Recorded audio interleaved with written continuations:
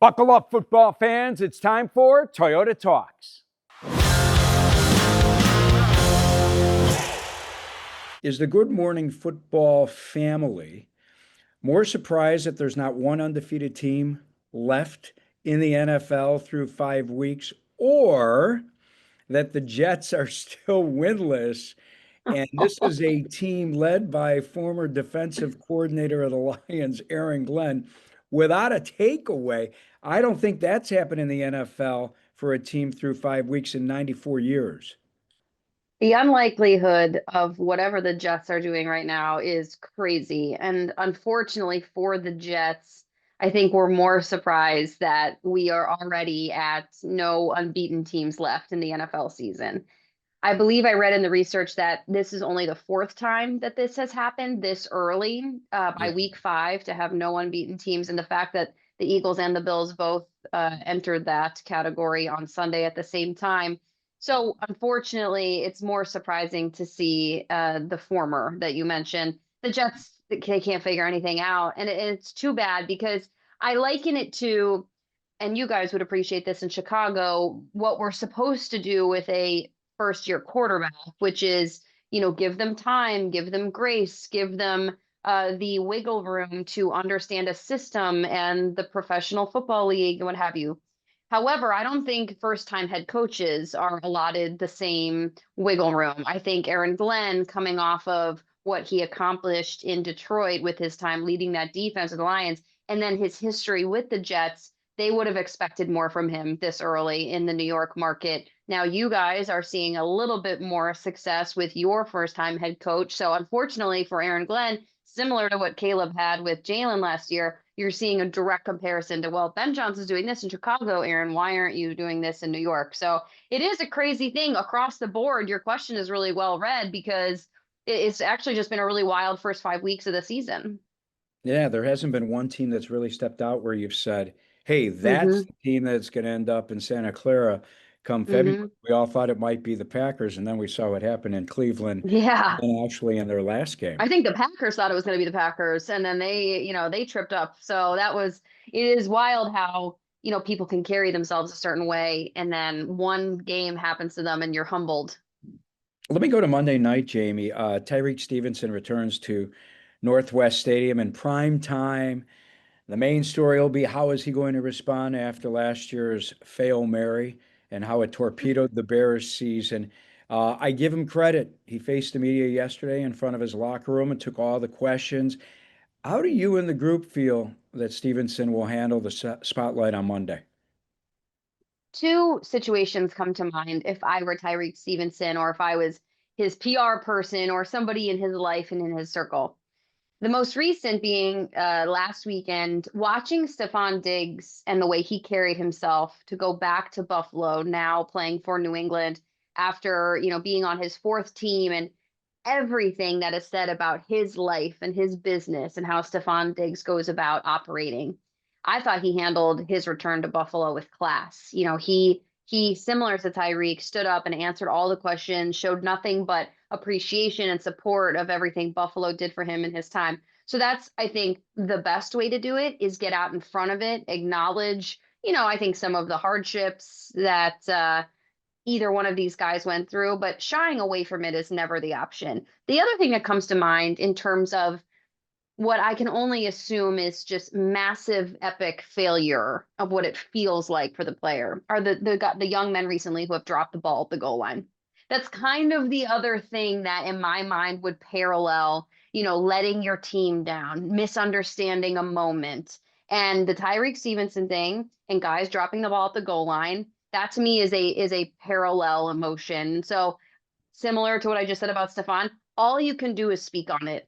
All you can do is address it. There is no right answer. You already did the wrong. So all you have to be able to go out and talk about it because everybody knows it happened. So perhaps conversationally working through it could show some humility, some understanding of the situation. I don't think the answer is ever to shy away from a situation like that. And I honestly wish him well. And he showed that yesterday. He really did. He Hmm. showed that maybe he's matured after what happened. The rest of the Bears defense has really battled injury, but cannot stop Yeah. the run. and Washington goes into this game with the best running game in football. Not a great matchup for the Bears, is it? It's not. It's not. And Manti Te'o said something on Good Morning Football this week that stood out to me, which is it was in reference to it was actually last week's Thursday night game. The 49ers showing up in LA and for as riddled with injury, it felt like every single starter offensively was out of that game. Manti said that any team he's ever played on, if a coach ever walked into the locker room and said, "We have no business being here," he used to hate that phrase because it essentially implied that no one believes in us. And I can't believe our coach is actually bringing those words into a locker room.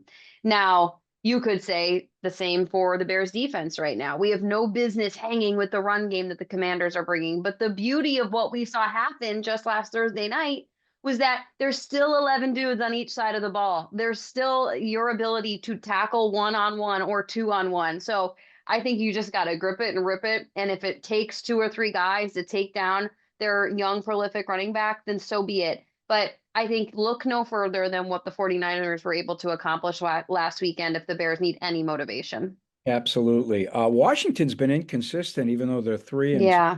down. I mean, they look like world beaters against the Chargers after falling down 10-0. And then we look back a couple of weeks ago and they lose to a Falcons team. Which team do you think will get out of Washington this coming Monday? And a Falcons team that couldn't score a point against the Panthers. I mean, Yeah. what is this?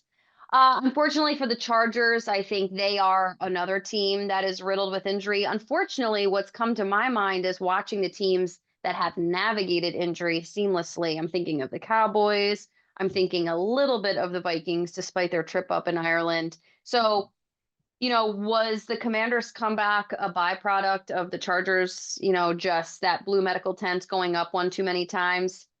Unfortunately, I hate to say it, Lou, but I think it's like that's why you play the game type of weekend. And I think it's unfortunate for the Bears that this is yet another home game being played for Washington. I think they're going to have what did I hear? The all black jerseys. They're kind of being petty a little bit and rubbing it back in the faces of the Bears. Like, oh, do you have a short memory? Do you remember what we were wearing the last time this happened? So, I think you're going to get a highly emotional and invested Commanders team because they get to be back at home and flex their feathers a little bit. But I can't tell you in terms of what product that might put out on the football field. Do you feel like Jaden Daniels is as good this year as he was last year? And I ask this knowing that defensive coordinators, when they have the offseason to scheme against a talent Mm-hmm. like Daniels, year two sometimes doesn't work out as well for a Jaden Daniels or a Robert Mm-hmm. Griffin III as well as the rookie season did. What are your thoughts on Daniels? You know what? One of my least favorite stats or qualifiers for a stats in football is the fastest player to reach such and such. It annoys me because it implies early and often success, but it has no correlation to sustainability as to what this person accomplished. So Jaden Daniels has one behind his name, which is fastest player to throw for 4,000 yards, which I know is a buzzy topic in your neck of the woods, and rush for 1,000 yards and I think he did it in 20 games. So what is what I say to that. And so if I'm Jaden Daniels, I would prefer those things not be said about me. I'm sure it would feel good if it was being said about Caleb Williams, but that doesn't mean anything if you can't do it for 4 or 5 or 6 years. Or if you're a Commanders fan, you want him doing it for 10 years. So he's as talented. The talent has not gone away. But to your point, they've gotten a little smarter. Everyone's gotten a little faster. Everyone's understood how to close in on you. So how do you take your talent and reapply it so you can one up a team again in second year for the second time in 2 years? And I think actually this game between the Commanders and the Bears will be the ultimate test for Jaden because you have to elevate above just your raw talent on the field. You have to best another team that almost got you last year.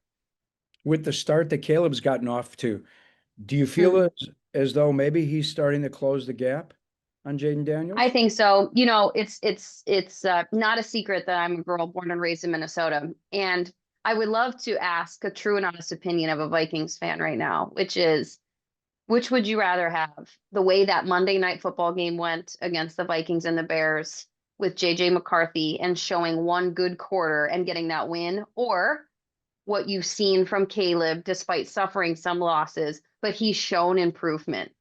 And I would really want an honest opinion from a Vikings fan because I would have to say, I bet you'd find some people who would rather see what Caleb has accomplished in the first, 4 or 5 weeks of the season because that is true growth. That is trial by fire. That is, well, I guess you could look at the high ankle sprain of JJ McCarthy as an opportunity to get in the playbook and understand the speed of the game now.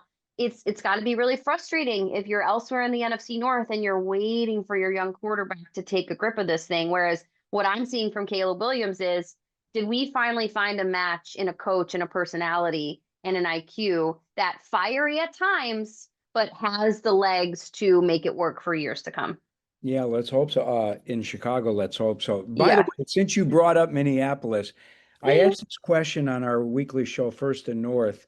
Pierre Nugent, who works for KMSP, the Fox Mm. affiliate in Minneapolis, and I had read where someone in the media suggested that Justin Jefferson may prefer playing with Carson Wentz more than JJ McCarthy because Wentz does a better job at getting him the football. Given that, would you rather see Wentz still be the starting quarterback in Minnesota when JJ McCarthy is healthy or McCarthy? I would rather see I need to know that JJ McCarthy is like 105% healthy and then wait another week and then put him in. Um the season is so long. And what we saw in those first two games, besides one quarter in Chicago, was a young man who was in real time trying to figure it out. And this thing is not getting any easier. Now, whether or not Justin prefers Carson because he gets him the ball, that is so many other influences besides Carson deciding whether or not Justin gets the ball. That's play call. That's what the defense gives you. That's what Jalen Naylor or Jordan Addison are doing that day. So I I can't imagine knowing Justin that he would ever verbalize privately, publicly that type of preference. However, all I know is that in order for JJ McCarthy to find success, he cannot be thinking about his back plant foot as a quarterback. So it needs to be beyond healthy, then wait another week of full blown practice, and then I would see him back in. However, if Carson is whipping that thing around for the next couple of weeks, I also wouldn't mind him staying in. I'm fully open minded. I have no allegiance to demanding that I see JJ McCarthy in the back half of the season. All right. Let me give you a wrap up real quick. Ben Yeah. Johnson, man, when he has that extra week, that bye week to get ready for an opponent, he put up some great numbers offensively while he was in Detroit. Hmm. How do you think the Bears do on Monday against Washington? How do I think the Bears do on Monday against Washington? I think it will come down to a kick. I think I think it'll be like a score in the 20s. Okay. And I think the Bears steal one on the road. I Woof. do.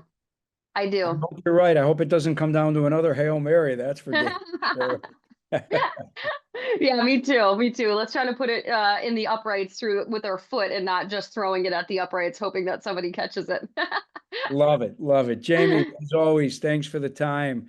We'll talk Yeah, to you on the road. absolutely. Thanks, Lou.